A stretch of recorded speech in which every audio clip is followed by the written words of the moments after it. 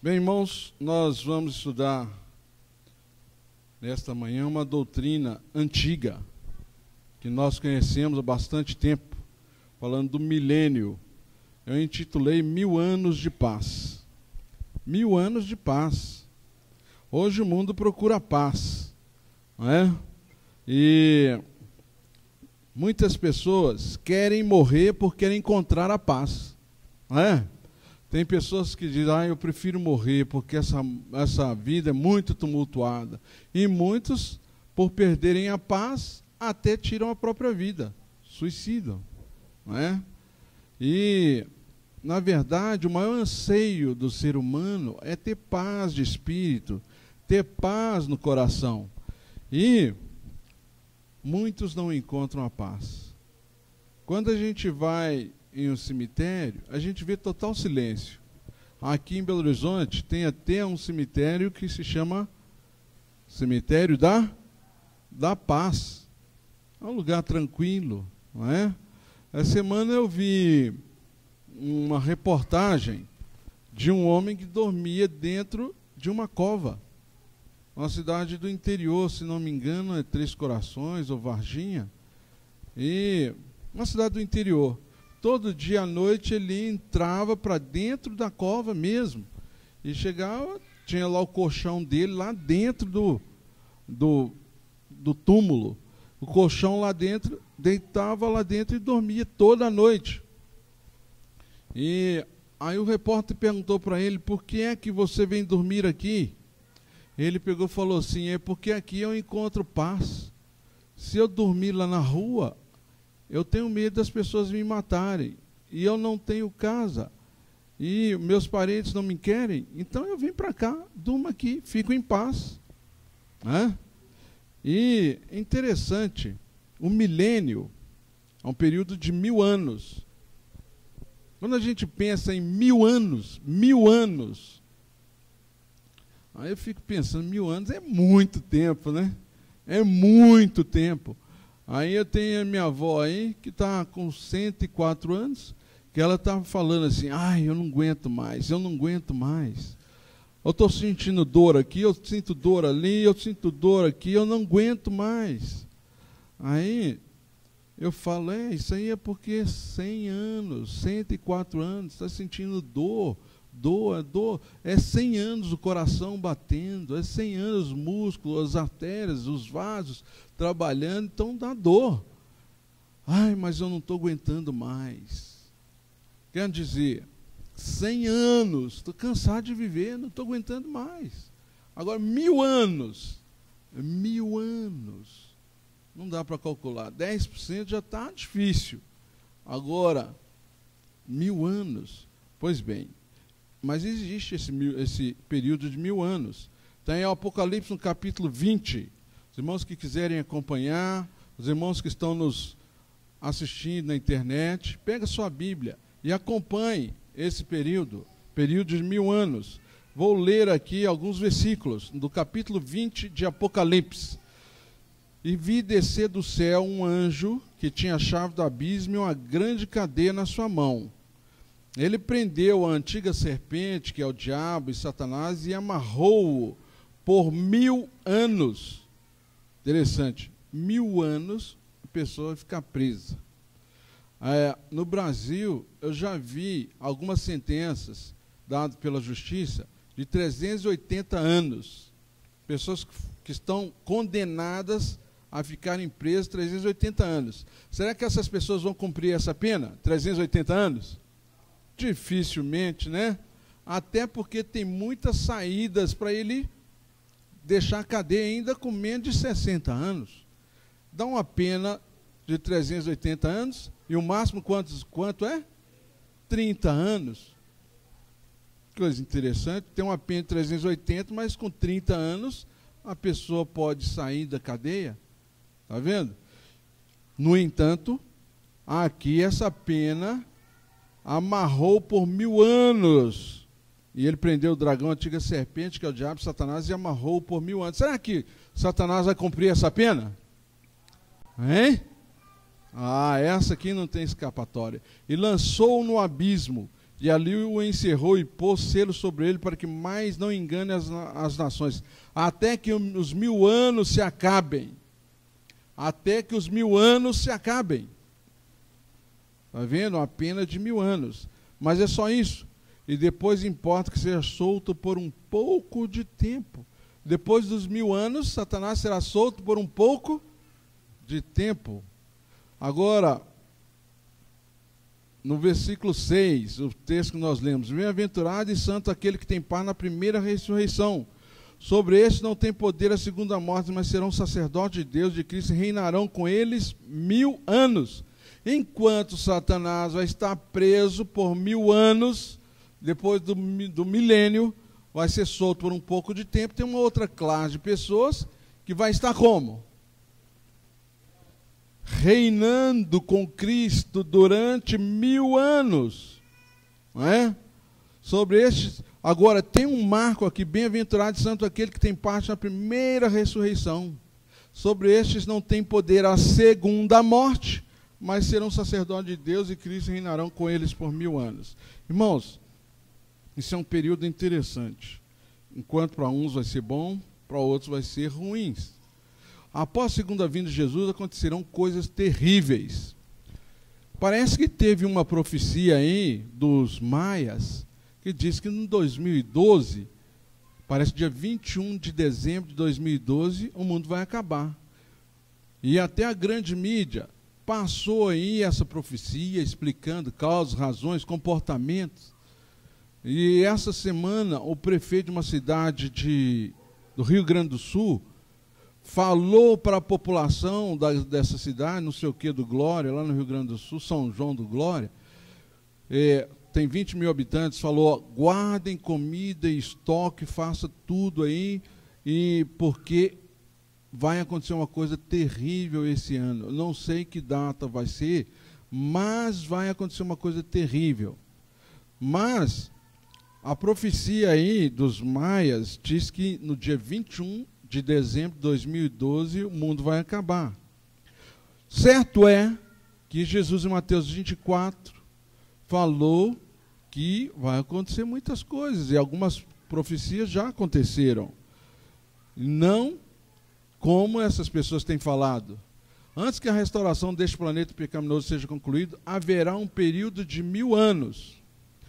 E o que acontece à Terra durante o tempo de 1000 anos? Onde estará o povo? Onde estará Satanás? Essas são algumas perguntas. Esses 1000 anos, o que vai acontecer durante esse tempo? Onde estará a população mundial? Hoje, nós temos cerca de 7 bilhões de habitantes no mundo. Hoje, em 2012, século 21, 7 bilhões de habitantes. Mas, em eras passadas, nós tivemos muitos milhões de habitantes. E até bilhões. Onde estará esse povo? E o diabo, Satanás, onde estará? Então, um marco está aqui no versículo 6. Bem-aventurado e santo aquele que tem parte na primeira ressurreição. Onde começa a contagem do milênio, dos 1000 anos. Não vos maravilheis disso, porque vem a hora em que todos que se acham nos túmulos ouvirão a sua voz e sairão. Todos que estiverem morrido ouvirão a voz de Jesus e sairão. Os que tiverem feito bem para a ressurreição da vida, e os que tiverem praticado mal para a ressurreição do juízo. Foi Jesus que falou isso em São João no capítulo 5, 28 e 29. Jesus não mente. É impossível que Deus minta, porque quando Ele fala, acontece, porque a palavra dele é criadora. Então, haverá uma ressurreição. Os que tiverem feito bem para a ressurreição da vida, e os que tiverem feito mal para a ressurreição do juízo. Mas quando ocorrerão essas ressurreições? Quando é que vai acontecer? 2012? 2013? 2020? Hoje o Brasil está envolvido em grandes eventos esportivos, Copa do Mundo 2014, Olimpíadas 2016, e tudo que se faz, a meta são essas duas datas. Enquanto para fazer hospital, Tem a verba para fazer um hospital, não sabe que dia vai começar e que dia vai terminar? Não, sabe que dia vai terminar um estádio em São Paulo, já tem data marcada. Que dia que vai terminar um estádio no Rio de Janeiro? Milhões e milhões sendo gastos. Mas ninguém está preocupado quando Jesus vai voltar. Quando vai acontecer a ressurreição? E aqui nós temos esse gráfico. Primeira ressurreição é a ressurreição dos justos, é o início dos 1000 anos. Segunda ressurreição, a ressurreição dos ímpios, é o fim dos 1000 anos. E entre essas duas ressurreições acontece o milênio, os 1000 anos, 1000 anos de paz. Os santos vivos encontram Jesus nas nuvens na primeira ressurreição. Depois nós, os vivos que ficarmos, seremos arrebatados juntamente com eles entre as nuvens para o encontro do Senhor nos ares, e assim estaremos para sempre com o Senhor. 1 Tessalonicenses 4, 16 e 17. Acontece a primeira ressurreição, a ressurreição dos justos. E nós, os que estivermos vivos, encontraremos com o Senhor nos ares. Então, os justos vão para o céu. E os que estiverem vivos nessa época vão encontrar, os justos vão encontrar com Jesus nos ares. Não é? Isso são os que fazem parte da primeira ressurreição. Isso são as pessoas que são fiéis, fazem a vontade de Deus, guardam a sua lei, seus mandamentos, pelo poder do Espírito Santo de Deus. Essas pessoas, tendo esse poder, sendo perdoadas e justificadas, essas pessoas irão, pode ser hoje, amanhã ou depois, irão encontrar com o Senhor nos ares. Os justos entram à presença de Cristo e viveram e reinaram com Cristo durante 1000 anos. Esta é a situação dos justos. A situação dos justos. A primeira ressurreição é chamada ressurreição dos justos e marca o início dos 1000 anos. Na terra, os restantes dos mortos não reviveram. Apocalipse 25. Olha, mas os outros mortos, que outros mortos é esse? Os ímpios, não reviveram até que 1000 anos acabaram. Né? Isso contando a partir da primeira ressurreição. Então, um grupo de pessoas ressuscitam, encontram com os que são vivos e justos e vão para os céus, e um restante dos mortos não reviveram até que se completasse 1000 anos. Esse restante aqui são os ímpios. Os ímpios vão estar assim, dessa forma, olha, mortos, porque na volta de Jesus, eles morrerão com a presença de Jesus, não suportarão a sua presença. Os justos ressuscitados na segunda vinda de Cristo, no início do milênio, estarão com ele no céu durante os 1000 anos. O restante dos mortos refere-se àqueles que serão ressuscitados no fim dos milênios, dos 1000 anos, a segunda ressurreição. Não é? Por isso está escrito, bem-aventurados e felizes. Os que ressuscitarem na primeira ressurreição viverão eternamente. Os que ressuscitarem na segunda ressurreição passarão pela segunda morte, morrendo para sempre. Então, existe a primeira e a segunda ressurreição. Como foi mostrado no gráfico, entre essas duas ressurreições acontece o milênio. Bem-aventurado e santo aqueles que têm parte na primeira ressurreição. Sobre essa segunda morte não tem autoridade. Pelo contrário, serão sacerdotes de Deus, de Cristo, e reinarão com ele os 1000 anos. Aqui está um gráfico mostrando os eventos da primeira ressurreição. O que acontece na primeira ressurreição? Primeiro, os últimos dias. Os últimos dias, quando são esses últimos dias? Agora, hoje. Nós vivemos nos últimos dias da história desse mundo. O que caracteriza o fim dessa situação, deste mundo? A volta de Jesus. Está em 1 Tessalonicenses 4, 16 e 17. Na volta de Jesus vai acontecer a ressurreição dos justos. E depois os justos vivos serão arrebatados para encontrar com o Senhor nos ares. A presença da volta de Jesus, os ímpios vivos são mortos. E neste momento Satanás é preso. E a terra fica desolada. Satanás é preso numa cadeia de circunstância. Isto acontece na volta de Jesus, a primeira ressurreição. Os 1000 anos, na segunda vinda de Jesus, os ímpios serão destruídos e permanecerão mortos até o fim dos 1000 anos. Como estarão os ímpios? Mortos. Eis que o Senhor vai devastar e desolar a terra, vai transformar a sua superfície. Isaías 24:1. A terra vai virar o caos, vai virar uma bagunça. As pragas destruirão a terra, as 7 últimas pragas, e a volta de Jesus será iminente. Jeremias 4:23 e 27. Olhei para a terra, e ei-la vazia. Olhei ainda, e eis que a terra fértil era um deserto, e todas as suas cidades estavam derribadas diante do Senhor, diante do furor da sua ira. Pois assim diz o Senhor, toda a terra será assolada, porém não a consumirei de todo. Hoje tem um movimento ecológico, tem filosofia de restauração da terra, tem aí planos ambientais no mundo inteiro, protocolos daqui, protocolo de Kyoto, protocolo não sei o quê, para preservar a terra. Mas o próprio homem vai destruir a terra, e as 7 últimas pragas destruirão a terra, e a terra ficará de todo desolada. Mas existe uma promessa, porém não a consumirei de todo. Toda sugestão de que a vida seguirá seu curso normal durante os 1000 anos é equivocada, porque existe uma doutrina de que os 1000 anos, aliás, a maioria das igrejas protestantes, as igrejas de uma forma geral, viu, prezados ouvintes, aqueles que estão na internet, falam que esses 1000 anos será um ano de graça, uma segunda chance de vida. Mas isto é um equívoco, porque a terra estará de todo isolada.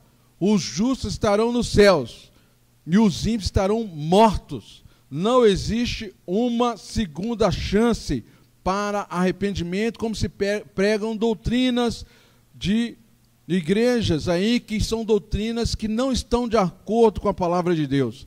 Isto é uma sugestão errada. O mesmo aconteceu nos dias de Ló. Olha só, comiam, bebiam, compravam, vendiam, plantavam e edificavam. Mas no dia em que Ló saiu de Sodoma, choveu do céu fogo e enxofre e destruiu a todos. Assim será no dia em que o Filho do Homem se manifestar.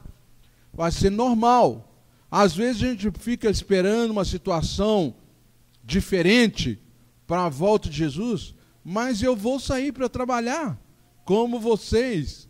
Vou sair para estudar, como vocês. Vou sair para negociar. Vou sair para fazer as coisas normais. Vai ser um dia como outro qualquer. Às vezes a gente fica esperando um evento especial para a gente preparar. Opa, parece que vai ser hoje, vou até vestir meu terno, minha melhor roupa, porque parece que vai ser hoje. Não! Foi como nos dias de Noé, como nos dias de Ló.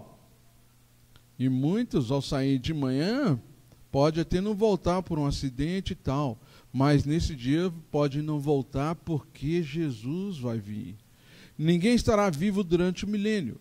Portanto, não haverá qualquer outra oportunidade de arrependimento e de salvação durante esse período. Isso precisa acontecer antes da volta de Jesus. Precisamos arrepender-nos dos nossos pecados, dos nossos nossos maus pensamentos, antes da volta de Jesus, porque não haverá uma segunda oportunidade no milênio. Satanás será aprisionado. Então vi descer do céu um anjo que tinha na mão a chave do abismo, uma grande corrente. E ele segurou o dragão, a antiga serpente, que é o diabo, Satanás, e o prendeu por 1000 anos. Satanás será preso. Vai ser uma corrente, isso é uma linguagem figurativa. Vai ser uma cadeia, isso é uma linguagem figurativa, porque ele é um ser espiritual. Lançou-o no abismo, fechou e pôs selo sobre ele, para que não mais enganasse as nações até que se completarem os 1000 anos. Depois disso é necessário que ele seja solto por pouco tempo. Mas que prisão é essa? Que abismo tem aí na terra assim? Talvez no buraco lá da terra tenha um inferno em que Satanás vai ser preso ali. Será que seria isso? Ah, o inferno está lá debaixo da terra. Se for um buraco fundo aí, dá para... Não, não é isso. Não é isso, irmãos. Sabe por quê? O termo-chave do abismo vem da palavra grega abussos, que significa escuro, deserto, região desolada, um estado de caos. Tá? E Satanás é preso por cadeia de circunstâncias. Ninguém estará vivo para ser tentado. Quem ele vai tentar aqui? Esta é a prisão. Quem ele vai tentar? Os justos vivos estarão nos céus. E os ímpios estarão mortos. A terra um caos. Os prédios estarão derrubados. As árvores, a Amazônia vai estar destruída. Não vai ter água, vai ser um deserto. Não é? Belo Horizonte com seus prédios, lugares bonitos, as praias de Salvador, do Rio de Janeiro, se você está me ouvindo, vai estar destruído. Então, Satanás é preso por essas circunstâncias. Ele vai contemplar as obras da sua mão. Ele vai ver o que ele fez, o resultado do pecado. Então, voltando lá ao gráfico, não é? Volta de Jesus, ressurreição dos justos, justos vivos, ímpios mortos, Satanás é preso e a terra fica desolada. Justos no céu, ímpios mortos, Satanás fica preso, terra fica vazia. Esta é a circunstância do milênio. Jesus e os salvos voltam ao mundo no fim do milênio. Agora, depois que passa 1000 anos, Jesus e os salvos voltam ao mundo no fim do milênio. Apocalipse 21:2 diz: vi também a cidade santa, a nova Jerusalém, que descia do céu, da parte de Deus, ataviada como noiva adornada para o seu esposo. Apocalipse 21:2. Nova Jerusalém, ela vai descer do céu. Vai ser uma cidade bonita e uma cidade santa. Não é? Ela vai vir adornada. Aí acontece a segunda ressurreição. Os ímpios mortos ressuscitam. E aí caracteriza o fim do milênio e Satanás é solto. Quando, porém, se completarem os 1000 anos, Satanás será solto da sua prisão e sairá a seduzir as nações que há nos 4 cantos da terra, a fim de reuni-las para a peleja. O número desse é como a areia do mar. Milhões e milhões de pessoas, bilhões e bilhões de ímpios, número como a areia do mar, vai se reunir para uma grande guerra. E está escrito: marcharam então pela superfície da terra e sitiaram o acampamento dos santos e a cidade querida. Cercaram a cidade, porém desceu fogo do céu e os consumiu. Por isso que está escrito que será solto por um pouco de tempo. Aí descerá fogo do céu e os consumirá. Satanás e seus anjos são destruídos. O diabo, o sedutor deles, foi lançado para dentro do lago de fogo e enxofre. Então, tem doutrina que fala que esse fogo não vai extinguir. Mas esse é um fogo eterno, sim. O fogo é eterno para a pessoa que está sofrendo. Quando a pessoa está se queimando, para ele é eterno. Quando a dor é muito forte, é uma dor eterna. E quando a pessoa é consumida, não existe razão de ainda acontecer fogo. É fogo eterno para aquelas pessoas. O diabo, o sedutor deles, foi lançado para dentro do lago de fogo e enxofre e vai ser consumido. O fogo vai ser eterno para ele. Assim como está escrito que o fogo de Sodoma e Gomorra foi um fogo eterno. Mas lá em Sodoma e Gomorra hoje não tem fogo. Sabe por quê? Porque o fogo é eterno, ou foi eterno para Sodoma e Gomorra. Não é? Ninguém pense que o ímpio vai ficar no fogo eterno, sofrendo eternamente, como se prega a doutrina aí. E os justos vendo seus parentes queimando no fogo. Como eles teriam paz, felicidade, sabendo que seu irmão, seu filho, sua mãe está queimando no fogo. O fogo eterno, eterno. É fogo eterno para aquelas pessoas, os ímpios. Então a morte e o inferno foram lançados para dentro do lago de fogo. Esta é a segunda morte, o lago de fogo. E se alguém não foi achado, olha que interessante, se alguém não foi achado inscrito no livro da vida, esse foi lançado para dentro do lago de fogo. Cabe uma pergunta aqui: o seu nome está no livro da vida? Está escrito que todos aqueles que aceitaram a Jesus como seu salvador pessoal, teve o seu nome escrito no livro da vida. E mesmo que desviaram, o seu nome está escrito no livro da vida, até que seja julgado. O seu nome está escrito no livro da vida, porque, e se alguém não foi achado escrito no livro da vida, esse foi lançado para dentro do lago de fogo. Aqui nesse gráfico tem a segunda ressurreição ali, a eternidade. Quando que acontece o fim do milênio? A Nova Jerusalém desce do céu, do lado direito aqui da tela. Os ímpios ressuscitam. Satanás é solto, consequentemente, o juízo final, Satanás e os ímpios são destruídos, a terra é purificada e renovada. O fogo não é para queimar os ímpios simplesmente. Eles escolheram estar do lado do arquirrival, do arqui-inimigo. E esse fogo que queima o diabo e seus anjos e aqueles que não arrependeram, que não tiveram seu nome escrito no livro da vida, são queimados e a terra é purificada. A terra é purificada do pecado, da maldição do pecado. É purificada da morte, porque a morte só tem poder sobre o pecado. O livro da vida está no céu. Nele estão escritos os nomes de todos que não serão destruídos no lago de fogo. Onde que está o livro da vida? No céu. E lá está escrito o meu nome, pela graça de Cristo. Está escrito o seu nome, pela graça de Cristo. Você crê que seu nome está escrito lá no livro da vida no céu? Amém? Louvado seja Deus. Você precisa crer, nós precisamos crer nisso, que o nosso nome está escrito no livro da vida no céu. Mesmo que nós nos achemos indignos e pecadores, porque eu me acho assim, mesmo que nós nos achemos pecadores, o mais vil pecador, mas temos que crer que o nosso nome está escrito no livro da vida.